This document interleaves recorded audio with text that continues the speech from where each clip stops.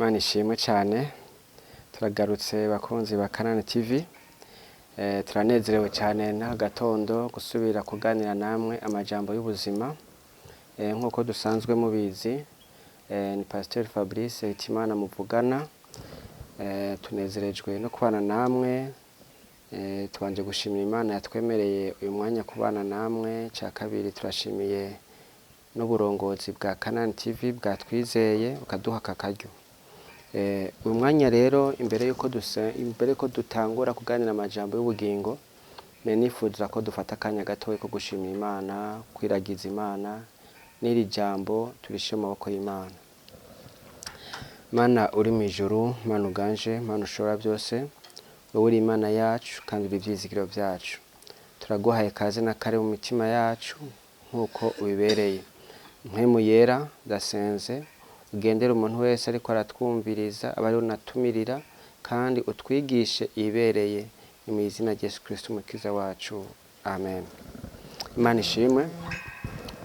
Nkuko twayiko turavuga nashaka tuganira amajambo meza cyane ni jambo rikomeye ndamaze imyaka irenga 11 ngize mariage nagombe tuganire ijambo ryita ubwenge bwo kubaka ingo no munsi gombe mpagare cyane ubwenge Imana isaba umugore canke umuhamagaro nyamukuru isaba umugore kuko birivuga yuko ngo umugore w'ubwenge yubaka urugo rwiwe ngo kandi ngo gipfu naco bikarusambuza amaboko yacu bisigura ko urugo umugore afisemwo uruhara runini cyane kugira ngo rube gwiza. Narabibonye muri yo myaka yose nk'abagabo harabusanga uri mu ntege kanaka ariko umufasha wawe aho kuza gucira imanza aho gahagutera intege akagusengera kukuganiza nyene byiza byonyine no gutera intege bigatuma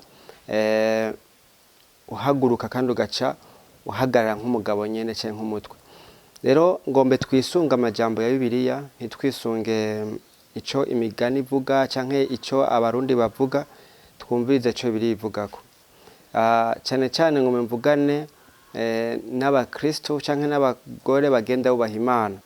Tugomba dusome muri Tito igice cya kabiri turahera ku murongo wa 3 haravuga ngo n'abatamakazi nyene ubabwire bagende nkuko bibereye abera batarementaniriza abandi batari n'umunoho w'imvinyu nyinshi bigisha ibyiza. Umviza ku murongo wa 4 rero ngo kugira ngo batoze abagore bakiri bato ubwenge bwo gukunda abagabo babo n'abana babo no kwitonda no kwirinda ubweruzi no kubaka ingo zabo no kuba inda nziza bagamburukira abagabo babo kugira ngo ijambo ry'Imana ntiritukwe. Imana ishime cyane. Ahanye umutwe w'amajambo uvuga ngo uko umukristo akwiye kumera. Iki gitabo cha Pawulo yandikiye Tito kwari kugira ngo atunganye mu ishengero ibikwiriye. Yari umurongozi w'ishengero ry'Ikrente. Yari akiri umusore kuko niyambwiye ngo ntihakagire no kugayira ubusore bwawe. Imana dufashe cyane. Ahavuze rero ngo abatamakazi yavuze abatamakazi n'abagore bakuze n'abagore bafite experience mugacyabwa tumviriza rero bubabwire bigisha abagore bakiri batoyi si ubwenge bwo gusenga si ubwenge bwo kudandaza ni ubwenge bwo gukunda abagabo babo. Amen. Kugira ngo batoze abagore bakiri bato ubwenge bwo gukunda abagabo babo n'abana babo no kwitonda no kwirinda ubweruzi no kubaka ingo zabo no kuba inda nziza bagamburukira abagabo babo kugira ngo ijambo ry'Imana ntiritukwe. No kuvuga ngo la bonne nouvelle ubutumwa bwiza burashobora guhaguruka burashaka gushika kure kubwebera abagore bagenda bubaha Imana. Imana dufashe cyane. Mbega ni rero ahavuze ngo nariko ndavuga ngo ubwenge bwo kubaka urugo rwiza. Aha anye turabonye iri jambo litubwiye ngo ubwire abagore bakiri batoyi bambe bakuze bigisha abagore bakiri bato ubwenge. Kenshi demokarasi canke igihe tugezemwo umuntu yamabona kumenga we arigenga. Umugore avuga ati jewe igikuru sindavyiyumvamo sindagirane oya. Imana dufashe cyane gose no kwitonda no kwirinda. Mbega ni ryari umugabo yumva ko akunzwe? Ni ryari umugabo yumva ko yubashwe? Aho niho haca haza ikibazo. Kubera iyo tuvuze urugo n'abantu babiri bahuye bakuze, batarezwe hamwe, batarerewe, batize amashuri amwe, batarewe mu miryango imwe, rimwe na rimwe badasangiye n'imico. Ni gute abo bantu babiri bashobora kubana neza? Ko n'abantu babiri iyo tuvuze urugo n'umugore n'umugabo. Mugabo aha bibiri kurasha ko axe cyane ko umugore ari wakwiye kugira ubwenge bwo kubaka urugo rwiwe. Imana dufashe cyane gose. Mpagaze kuri amajambo y'Imana ngiye ku murongo wa 5 ngo no kwitonda no kwirinda ubwerutse. Icambere umugabo yumva ko yubashwe, umugabo yumva yuko yokora sacrifice ku mugore wiwe nkuko bibiri musaba igihe umugore wiwe abona atari nyerutse, atavugira hejuru. Amen. Igihe umugore wiwe yo tuvuze ngo amwuba, hari ikintu kenshi iyi generation tutariko turatakaza, abagore ntibaragira ahantu hamenye yuko bambarira abagabo babo. Imagine uri umudamu waguze impuzu wayikunze cyane, umugabo wagaca kubwira ati iyo mpuzu yikure sindayishaka. Ese kuri prêt kuyiheba? Cyangwa ati jewe nawe twaho ubwenge bwo gukunda iki abagabo babo. Kuko ifo ko umugore yumva ko akunda, umugabo yumva ko yubashwe. Rero igihe yubashwe ni igihe yumva yuko ari umwami. Kujya muri Bibiliya havuga ngo mwami wanje, niko Sara yavuze. Umwami reka ikimutegeka apare umwami afise ingabo. Umwami ijambo ryiwe ni ego. Imana dufashe cyane.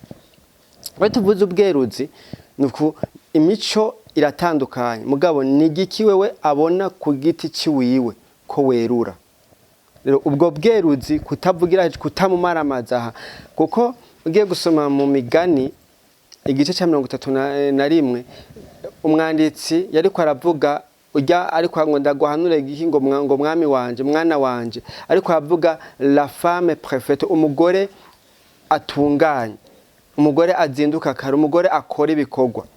Ariko reka mvuge ikintu kimwe, mbega wa mudamu ni ryari wewe ko kijijwe umugore wawe umugabo wawe, reka tuvugire muri domaine y'abakizwa y'abantu basenga bakijijwe, avuga ati rya shengero ujya mu pastori sishaka kusura kwa sengera, qu'est-ce que tu peux faire? Wocu ukora iki? Aho onye n'ikindi kibazo. Amen. Ntakubujije gusenga, ntakubujije Kristo, ntakubujije kwihana oya. Mugabo ati jewe igihe cyose uzo uri muri rya shengero numva ndi menase. No kuvuga ngo kugira ngo ashike ku rwego yankishengero urimo, hariho inyifato umupastori wawe yitwayemo, hariho inyifato wowe ubwawe wifashe, urashaka kujija rero. Imana dufashe cyane. Aha ndiko ndavuga ngo twavuze ngo ubwenge bwo kubaka ingo.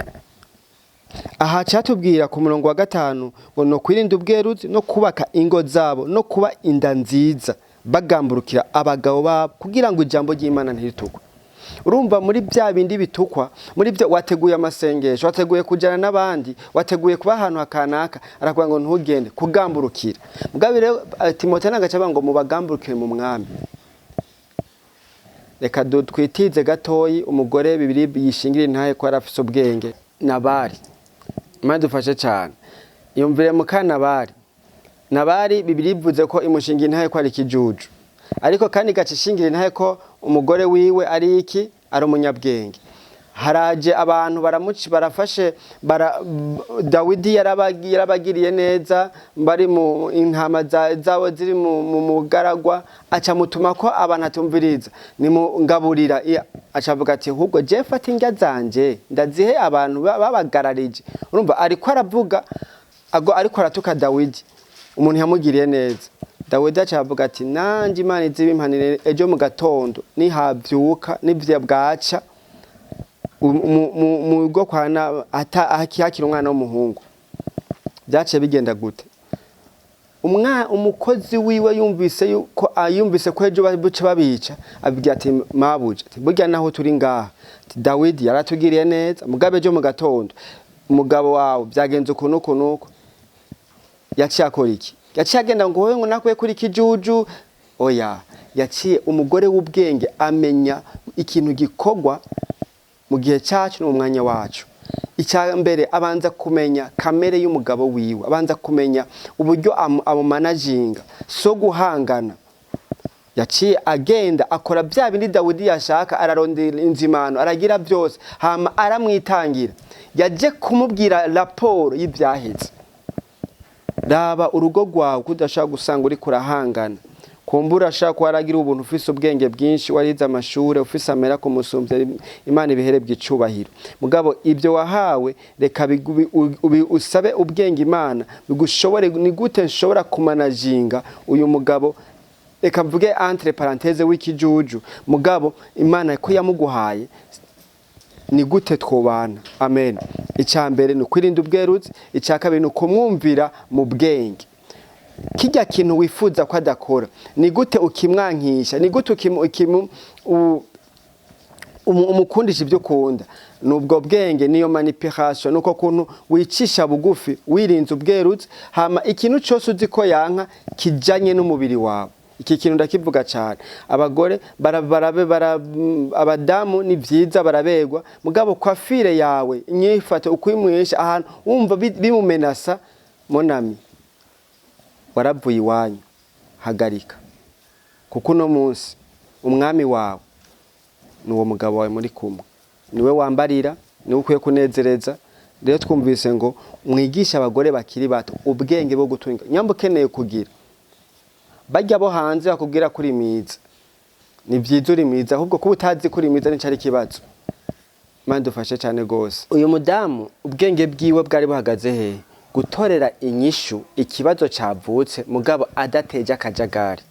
Byo tuvuze ubwenge ni buryo uki ukoresha mu guterera inyishu kiri mu kibazo mu rugo rwawe, mu kibano. Ubwenge ni gute ushobora kumenya abana bawe abagenzi babo, ni gute ushobora kumenya naho watanze amakuru d'histoire, ni gute ushobora kumanaginga urugo rwawe n'akazi kawe, ukamenya umwanya wo kuba muhira, ukamenya wo kuganira n'abana. Abana ntibasamahera gusa, ariko ndiko ndavuga ikintu kijanye gutorera inyishu y'ibibazo bihari mu rugo rwawe kandi udateje ingorane. Imana dufashe cyane. Aha hantu tugiye gusoma gatoyi, dusubiye inyuma gatoyi muri Timoteyo igice ca mbere, turaya ku murongo wa 11, ngo n'abagore nyene babe inyankamugayo. Akantu inyankamugayo, mbega ni ryari umugore abinyankamugayo? Ni ryari? Kuko reka ndakubwire, urugo rwiza, yumvira ikintu Imana umwanditsi w'imigani yavuze ati, ubutunzi, turi kumwe, nitunga umuntu abiragwa n'abavyeyi, ngo ariko umugore mwiza aroranye ngo amuhabwa n'uhoraho. Bisigura ko hariho abagore b'ibipfu, Bibiri ivuga ngo hakubana ngo n'umugore w'ingare ngo upfuma ngo wibera hanze ku gasongero. Ahari hari ikindi kintu gikomeye nabonye Bibiliya kandi icyongere kavuga ngo umugore ngo w'intonganya. Ni ryari icyo kintu wewe wifuza? Hariho ijambo ryawe uba wabwiye umugabo ikindagishaka, urataha saa 5 z'ijoro, saa 8 z'ijoro, iryo jambo abagabo ntiyakunda umuntu aguma abategeka. Vuga ijambo rimwe hame rya kabiri ufata umwanya wo kugisengera. Ariko twavuze ngo twumvise biri tubwira ngo n'abagore nyine babe inyankamugayo, bataramentaniriza abandi, batarenze urugero, bizigirwa muri byose. Kuba umugore w'umwizigirwa, ijambo ryawe ribe ego oya. Nagomba nakubwire ngo urugo rwawe nigo umugabo wawe naho mwahuye akuze, canke abana araruta nyoko wawe, araruta umuvukana. Hariho abana amaproje yabo, imigambi yabo isangizwe nabi wabo. Umviriza ikintu gitangaje muri formule y'Imana, ngombe ndagize kuri aka kantu. Imana ufata iguhuza aba umuntu mwahuye akinjira mu buzima bwawe mukagiranira amasezerano n'uwo mubana wenyine bajya muvukana musangiye amaraso muga nta sezerano mufitaniye. Imana dufashe cyane. Bisigura ngo urugo ni gicapo c'Imana n'ishengero. Mwijuru hariyo abamarayika, mwijuru hariyo ibintu byinshi byiza, mugabe ibyo byose nta na rimwe bifitaniye isezerano n'Imana. Ariko twebwe ngo abamwakiriye bose abe basha gushika abana b'Imana nibo bizeye izina ryiwe. Ngo hagati y'ishengero na Kristo hari isezerano gitwa amaraso. Natwe ari isezerano y'indahiro twarahiye imbere y'Imana n'abantu. Amen. Reka mvuge n'aka kantu, niyo mwoba mwarabanye mudaragira n'isezerano, mwebwe ubwanyu murarifise, murafise icyo muhurirako, murafise abana Imana bahaye. Rero ngome ndangize kuri akantu kavuga ngo ubwenge bwo gukunda abagabo bawe, kubumvira muri byose, kwirinda ubweruzi. Imana idufashe cyane kumenya n'iryari icya gatatu, n'iryari mvuga n'iryari mpora. Abagenzi biwawe niba bamumenasa akakubwira ati bajya ushaka ko mugendana, ukaba wifuza kubaka urugo rwawe, ko bajya mugendana nta numwe mwagira n'isezerano. Amen. Hama icya nyuma nogome ndakubwire ngo wambarira we ubayeho kubwiwe. Abesha ngo twaye ku bwa Kristo nibyo, mugabo mwibuke yuko Bibiliya ivuga ngo bagabo mukunde abagore banyu nkuko Kristo yakunze ishengero. Hama ngo umugabo n'umutwe w'iki w'umugore. Icya kabiri, umugabo nawe ngo Kristo nawe n'umutwe w'iki w'umugabo. Hama Kristo nawe umutwe we ninde? Ni Imana. Ngo hariho irerashi, umugabo umutwe we ni Kristo, Kristo nawe umutwe ni Imana, nawe uri umutwe. Ngo umurongozi, iyo tuvuze umutwe n'umurongozi wo twumvira, wo duhamagarirwa kumvira. Umukristo yumvira, umukristo mwiza. Iyo Imana ivuze ntavuga ngo je ngo byo sindabitahura, ngo byo ngo je sindavyumva. Ari A nta B ijamo, si itegeko, ni Imana n'ubugombe bw'Imana. Rero ndarangije avuga ngo ca bugufi, ugira ubwenge, icyo ubona ko udatahura gishira imbere y'Imana. Imana dufashe cyane.